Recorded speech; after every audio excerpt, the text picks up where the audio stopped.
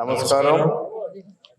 ఈ రోజున పెద్దాపురం నియోజకవర్గంలో జయతిమ్మాపురం గ్రామంలో వైఎస్ఆర్ కాంగ్రెస్ పార్టీ సభ ఏర్పాటు చేసిన కందుల శ్రీనివాస్ గారికి, అలాగే వీరభద్రరావు గారికి, ఈ గ్రామ ముఖ్య నేతలకి అందరికీ కూడా పేరు పేరున నా హృదయపూర్వక నమస్కారం. అలాగే వేదిక మీద ఉన్న పెద్దలందరికీ కూడా పేరు పేరున నా హృదయపూర్వక నమస్కారాలు తెలియజేసుకుంటున్నాను. ముఖ్యంగా ఈ రేపు జరగబోయే ఎన్నికలను ఉద్దేశించి ప్రచార నిమిత్తంగా రావడం జరిగింది. మీరందరూ కూడా గుర్తు చేసుకోవాలి. మీరందరూ కూడా గుర్తు చేసుకుని ప్రతి గడపకి వెళ్ళి మన ముఖ్యంగా జయతిమ్మాపురం కార్యకర్తలందరూ కూడా ఏ మాదిరిగా గత 4.5 సంవత్సరాలు కూడా జగన్మోహన్ రెడ్డి గారు సంక్షేమ కార్యక్రమాన్ని ప్రతి పేద ఇంటికి ఇచ్చారో, ప్రతి పేదవాడి ముఖంలో ఆనందం చూశారో, అవన్నీ కూడా గుర్తు చేయాలని చెప్పి కూడా మీ అందరికీ తెలియజేసుకుంటున్నాను. ఎందుకంటే కరోనా 2 సంవత్సరాల్లో కూడా ఏ విధంగా జగన్మోహన్ రెడ్డి గారు వాలంటీర్ వ్యవస్థ ద్వారా ప్రతి ఇంటికి సర్వీస్ ఇచ్చారో మీ అందరికీ తెలుసు.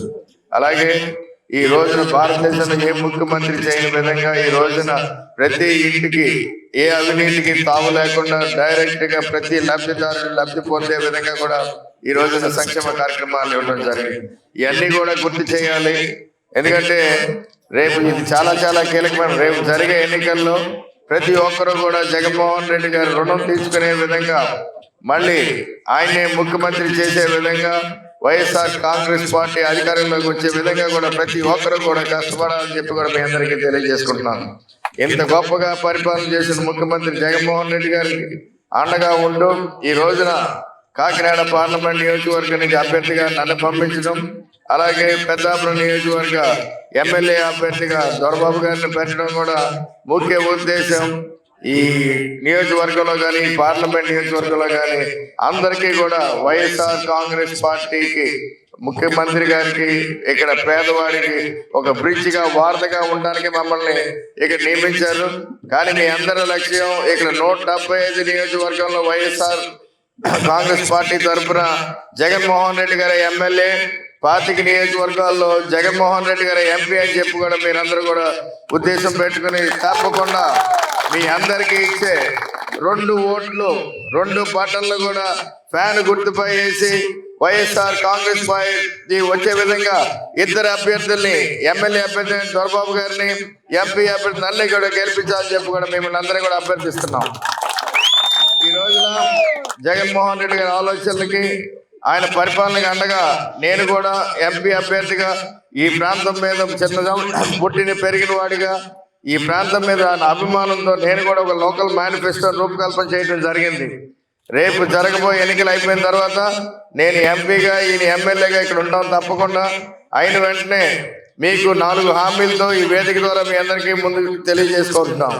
ముఖ్యంగా ఈ కాకినాడ నియోజకవర్గంలో ఉన్న 400 గ్రామాలని దత్తత తీసుకుని గ్రామానికి ₹1,00,00,000 చొప్పున రాబోయే 5 సంవత్సరాల్లో 400 కోట్లు ఖర్చు పెట్టి మన ప్రతి గ్రామాన్ని కూడా అభివృద్ధి చేస్తామని చెప్పి కూడా మీకు ఎన్నిక ద్వారా తెలియజేసుకుంటాం.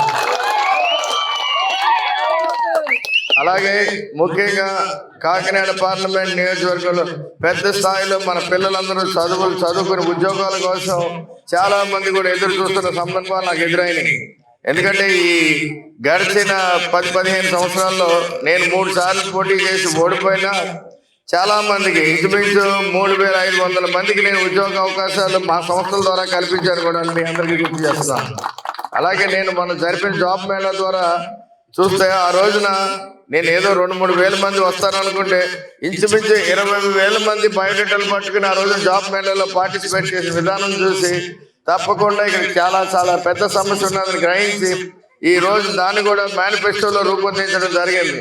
అంటే రేపు మనం ఇక్కడ ఒక పెద్ద స్కిల్ సెంటర్ పెట్టి ప్రతి సంవత్సరం 5,000 నుంచి 6,000 మంది యువకులకు ట్రైనింగ్ ఇచ్చి ప్రతి ఒక్కరిని కూడా ఉద్యోగాల్లో పెట్టే విధంగా కూడా మనం ఆలోచన చేయడం జరిగిందని చెప్పి కూడా మీ అందరికీ తెలియజేసుకుంటాం. అలాగే ఈ ప్రాంతం అంతా కూడా పారిశ్రామికంగా చాలా అనువైన ప్రాంతం కాబట్టి రాబోయే 5 సంవత్సరాల్లో కూడా తప్పకుండా కోస్తా ప్రాంతం కానీ మెట్ట ప్రాంతాల్లో కానీ 30,000 నుంచి 40,000 కోట్లతో పెట్టుబడులు తీసుకొచ్చి భారీ పరిశ్రమలు కూడా ఈ ప్రాంతంలో స్థాపిస్తామని చెప్పి కూడా మీ అందరికీ కూడా నేను హామీ ఇస్తున్నాను. దీని ద్వారా మన పిల్లలకి అందరికీ కూడా ఇదే ప్రాంతాల్లో ఉద్యోగ అవకాశాలు, అలాగే ప్రాంతం అంతా కూడా అభివృద్ధి చెందుతుందని చెప్పి కూడా మీ అందరికీ తెలియజేసుకుంటున్నాను. అలాగే 4వది, ఇక్కడ ఉన్న తెలివైన యువతి యువకులకి ఉద్దేశించి మనం ఒక స్టార్టప్ నిధి ఒకటిని కేటాయించడం జరిగింది, స్థాపించబోతున్నాం.